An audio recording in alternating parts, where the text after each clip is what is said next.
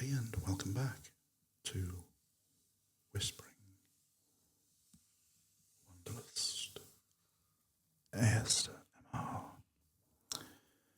Now, as we discussed in a previous video and a previous podcast, we discovered how the Canary Islands were formed millions and millions of years ago through a number of exploding volcanoes.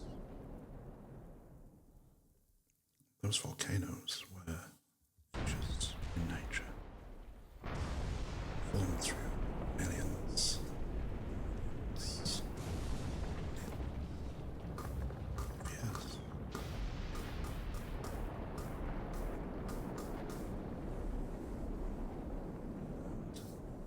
And as many of you know, one of the things that I'm most interested in is César Manrique, who was for many years Ireland's son, a man who was passionate about the Canary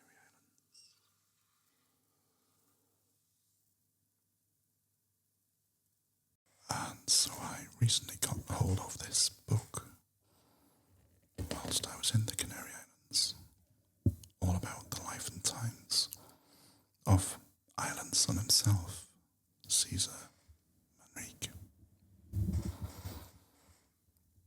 César Manrique lived on the island of Lanzarote, a very peaceful island, a very sparse island,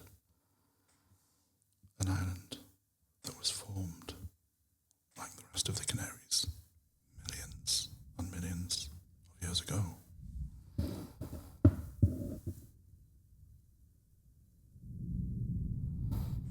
If we cast our minds back to how the Canaries were formed all those millions of years ago, with the faint rumble of volcanic eruptions in the distance and settling, cooling magma flowing through the streets,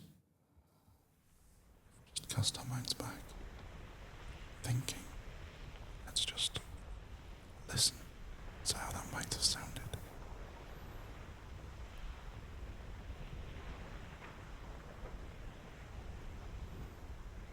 Let's just turn the pages of my new book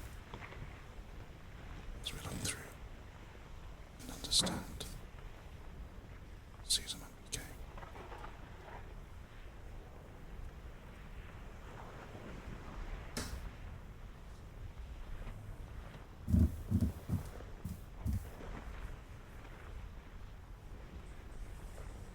The pages of this book are very thick, in fact, as you may be able to hear.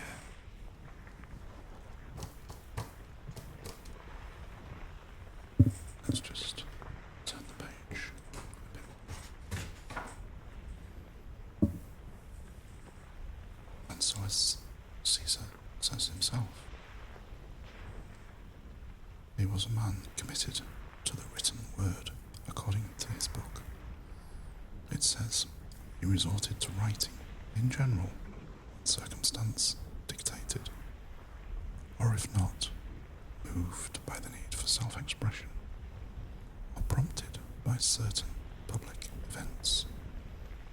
Excepting some scarce poetical texts and his epistolary, he penned his intimate thoughts, only occasionally, restrained perhaps by an unconfessed timidity.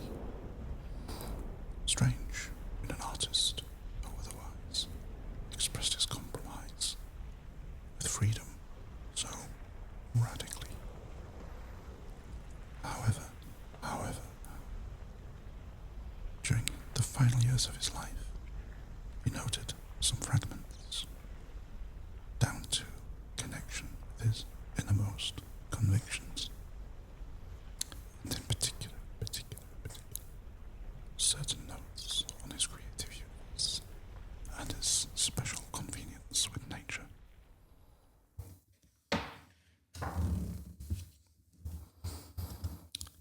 It tells me in the book that the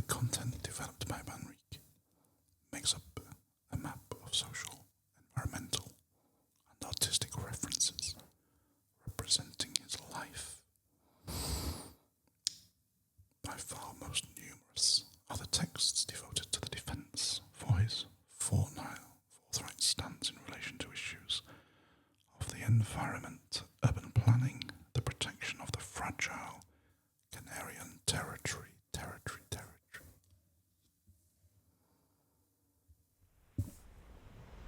The thoughts recorded by César Manrique throughout his life reveal the cogency of his creative universe and of his theories.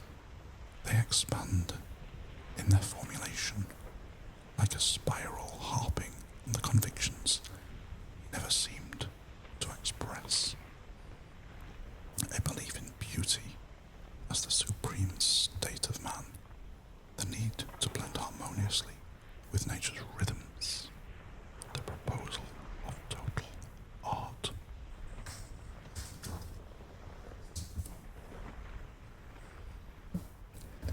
Let's just have a flick through this book and see some work by more of César Manrique.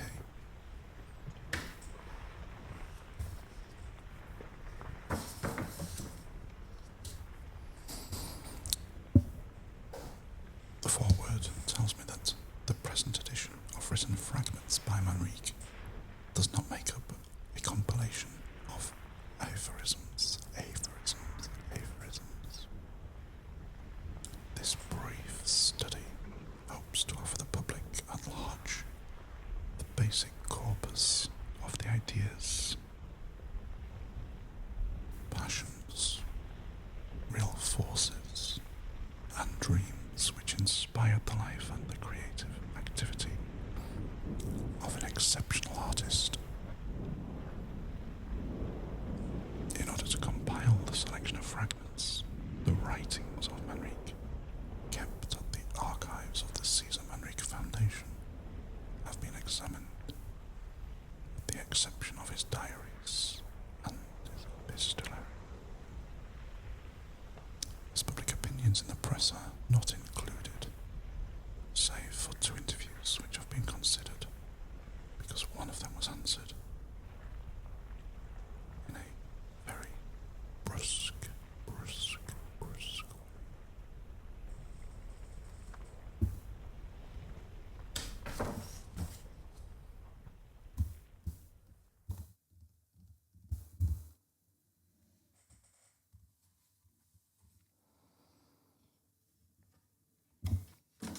As we have a look further through the book, we can see some of Manrique's most famous texts, including Man, the Renewal of Wonder.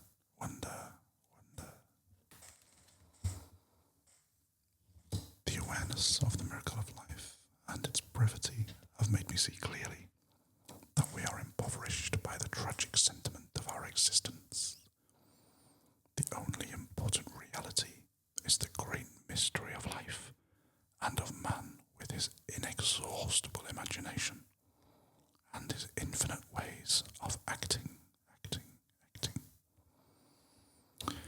We must observe and learn from the energies of life.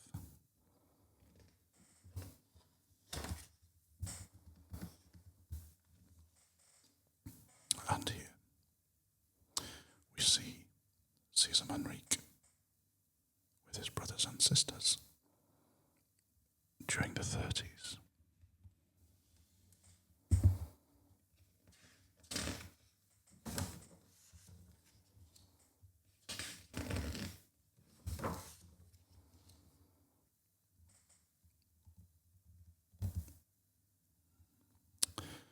Manrique said, "I want to sing a hymn to life, forever realizing that I myself am a witness of the change which has brought me to life, in order to wonder at the great solemn spectacle of such a marvelous energy, which just for one fleeting moment shall never be repeated again."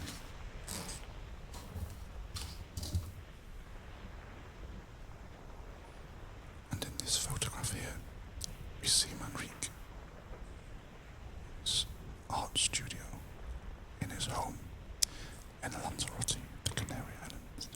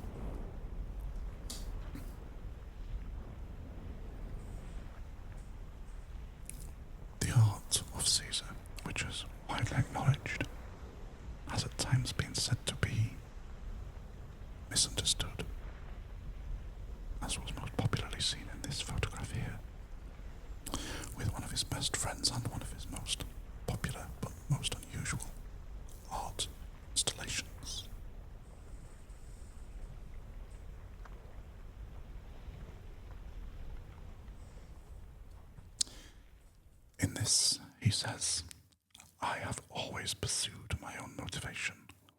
I have wanted to let myself, yet instinct's answer has invariably been denial.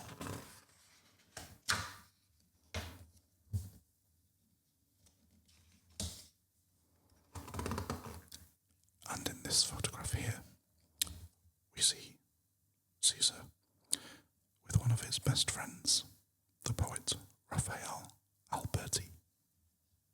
Raphael Alberti. Said to be a joyous man on many occasions. This pictured here is Manrique on a visit to China in 1976. 76.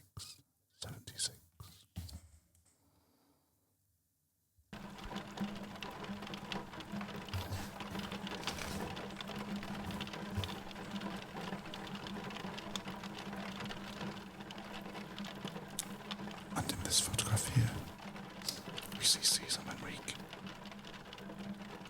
with some of his friends over dinner in Madrid in 1983. 83.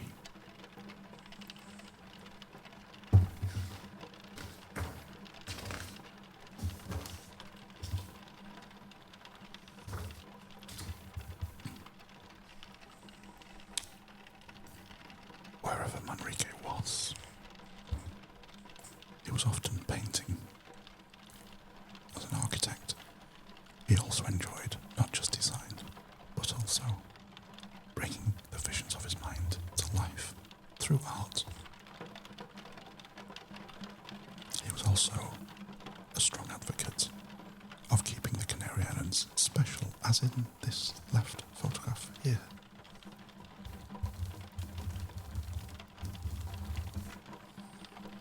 Where we see him defending a beach in 1988.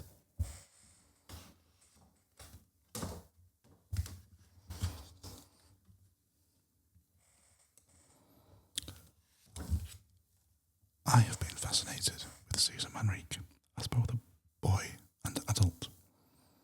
His work is his legacy right across the Canary Islands, but nowhere more so than his home island of Lanzarote, where Manrique lived until his passing some years ago.